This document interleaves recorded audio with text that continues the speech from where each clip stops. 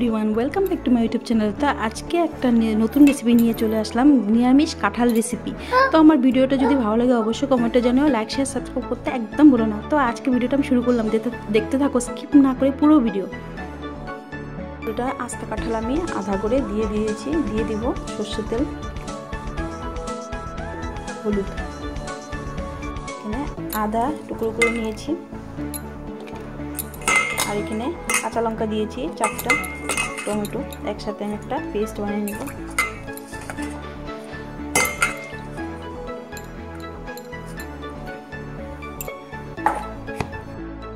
দিয়েছিলাম করে দিয়ে, তো আমি এটা দেখানো হয়নি ভিডিওতে, তো আমার এটা পুরো পেস্ট করে নিয়েছি। তো নামিয়ে নেব।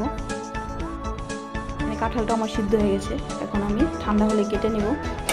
পুরো করে নিয়েছি। তো আস্তা সিদ্ধ করলে কাঁঠালটা কি হয়, তখন আঠা লাগে না, আর আঠাটা নরম হয়। এখানে আলু টুকরো করে নিয়েছি একটা।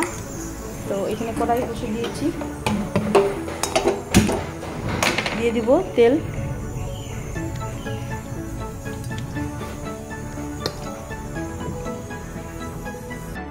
গরম হয়ে গেছে, দিয়ে দেবো শুকনো লঙ্কা,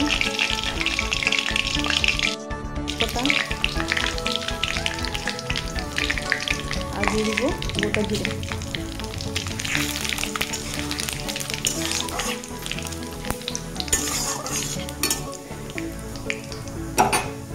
তো এখানে টুকরো করা আলু দিয়ে দিব।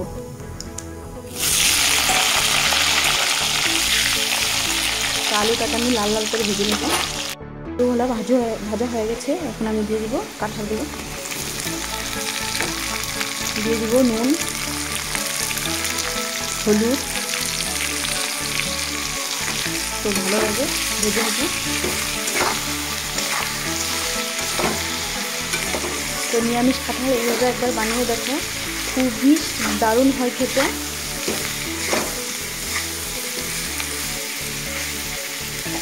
মশলাটা দিয়ে দিব পেস্ট করে রাখা আদা, জিরা আর কাঁচা লঙ্কা, দিয়ে দিব ধনের গুঁড়া।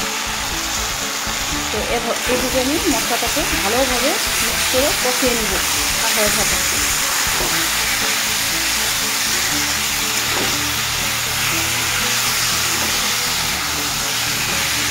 ভালোভাবে আমি মশলাটা কষে নেব।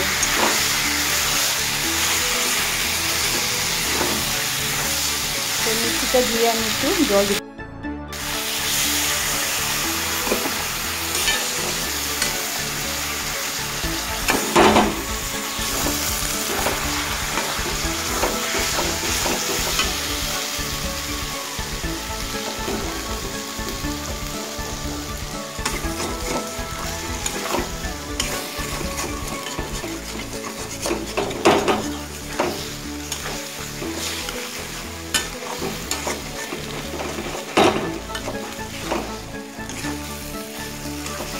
কাঁঠালে একটু মশলাটা বেশি লাগে, তেল মশলাটা বেশি হলে কাঁঠালটা সুস্বাদু হয় খেতে।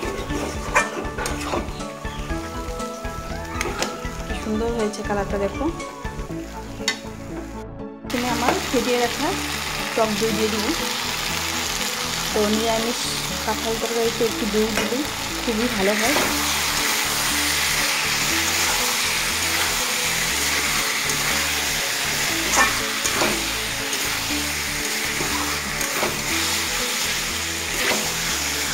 তো দই দেওয়ার পরে দেখো কালারটা কি সুন্দর কালারটা হয়েছে। তো এখানে আমি গরম জল করে রেখেছি, দিয়ে দেবো।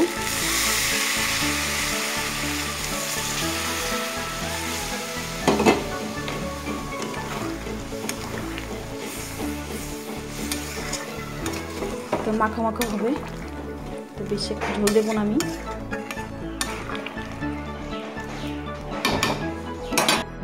গরম মশলা আর দিয়ে দিব 1 চামচ ঘি। তো কাঁঠালটা আরও স্বাদ বাড়ানোর জন্য দিয়ে দিলাম 1 চামচ ঘি। তো হয়ে গেছে আমার কাঁঠাল, নামিয়ে নেব। তো দেখো আমার নিরামিষ কাঁঠাল রেসিপি। তো নিরামিষ কাঁঠাল রেসিপি কেমন হয়েছে বলো কমেন্টে। আর যদি ভালো লাগে অবশ্যই লাইক শেয়ার সাবস্ক্রাইব করো, আর কমেন্টে অবশ্যই জানিও। তো আজকের জন্য আমি এখানেই ছাড়লাম ভিডিওটা। টাটা।